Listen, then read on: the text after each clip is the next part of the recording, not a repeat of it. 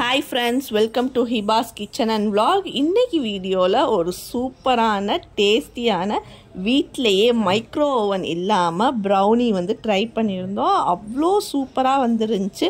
நம்ம சப்ஸ்கிரைபர் எல்லாருமே வந்து ப்ரௌனி வந்து ஒரு வாட்டி ட்ரை பண்ணி வீடியோ போடுங்க. அண்ட் எங்களுக்கு வந்து அந்த சாஃப்ட் வர மாட்டேங்குது அண்ட் குக்கர்ல வரல அப்படின்னு சொல்லியிருந்தீங்க.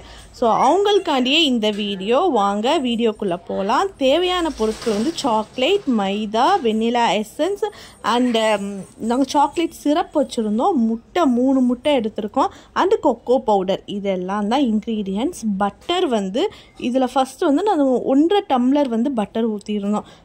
சாக்லேட்டோட மெல்ட் பண்ணுறதுக்காண்டி பட்டரை வந்து எடுத்திருந்தோம். சாக்லேட் அண்ட் பட்டரை வந்து நல்லா மெல்ட் பண்ணி எடுத்து வச்சுக்கோங்க. நம்ம எப்படி பண்ணலாம், டபுள் பாயிலிங் மெத்தட்லேயும் பண்ணலாம், இப்படியும் வந்து பண்ணலாம். ஸோ சாக்லேட் வந்து நாங்கள் பட்டரை வந்து மெல்ட் பண்ணிவிட்டு சாக்லேட்டை வந்து போட்டுட்டோம். நெக்ஸ்ட்டு கொஞ்சோன்னு சாக்லேட் சிரப்னு இருக்குது, அந்த சிரப் வந்து கொஞ்சம் ஊற்றிக்கிட்டோம். ஸோ இப்போது முட்டை 3 முட்டை வந்து எடுத்துருந்தோம். நல்லா பீட் பண்ணிக்கோங்க. முட்டை வந்து நம்ம பீட் பண்ணும்போது கொஞ்சோன்னு உப்பு வந்து ஆட் பண்ணணும். ஸோ அந்த உப்பு வந்து கொஞ்சமாக ஆட் பண்ணிக்கோங்க. நெக்ஸ்ட் நம்ம பீட் பண்ணது நல்லா ஒரு ஃபோம் மாதிரி வந்ததும் நம்ம இந்த சாக்லேட் அண்ட் பட்டரை வந்து மெல்ட் பண்ணி வச்சுருக்கோம்ல, அதை வந்து நம்ம இந்த மிக்சரில் வந்து ஊற்றிடலாம். ஊற்றி நல்லா மிக்ஸ் பண்ணுங்கள். மிக்ஸ் பண்ணுறப்ப நம்மளுக்கு லிக்யூடாக இருந்த அந்த எக் மிக்சர் வந்து நல்லா கொஞ்சம் சாலிடாக ஆகும். ஸோ சாலிடாக ஆனோடனே நல்லா அந்த கட்டி எதுவும் இல்லாமல் நம்ம நல்லா அடிப்போம். நல்லா அடிச்சோம், நல்லா சாலிட் கெட்டியாகிடும். இப்போது மைதா நம்ம 1 கப் வந்து மைதா வந்து எடுத்து வச்சோம். நான் அந்த பவுல் காட்டியிருந்தேன், அந்த பவுலுக்கு வந்து 1 கப் வந்து மைதா எடுத்திருந்தேன்.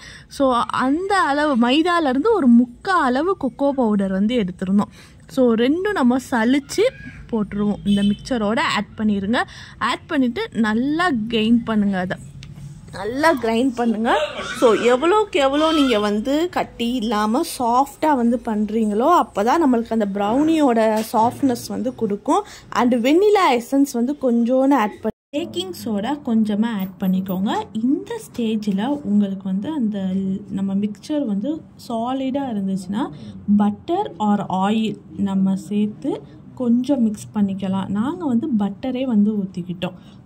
அடுத்த ஸ்டேஜ் வந்து நம்ம சுகர் வந்து 2 கப் வந்து ஒயிட் சுகர் போட்டோம். 1 கப் வந்து நாட்டு சர்க்கரை வந்து போட்டிருந்தோம். ஸோ நாட்டு சர்க்கரை எதுக்கு போடுறோம்னா, ப்ரௌன் சுகர் எதுக்கு போடுறோன்னா அந்த ப்ரௌனியோட டேஸ்ட்டுக்கும் அண்ட் அந்த கலர் வந்து கொஞ்சம் டார்க்காக நம்மளுக்கு வந்து காட்டும்.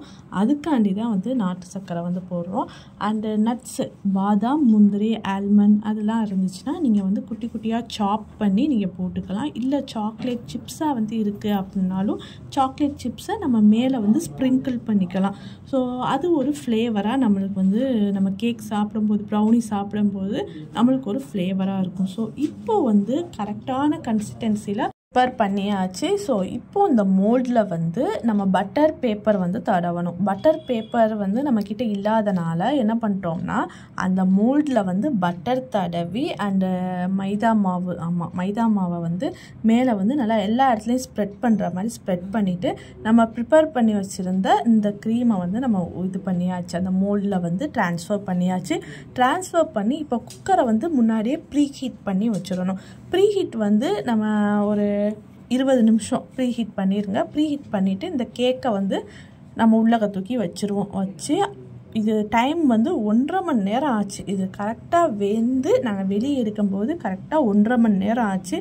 ஸோ அவ்வளோ சூப்பராக ஈவனாக ஒன்று போல் எல்லா பக்கமும் வெந்திருந்துச்சு.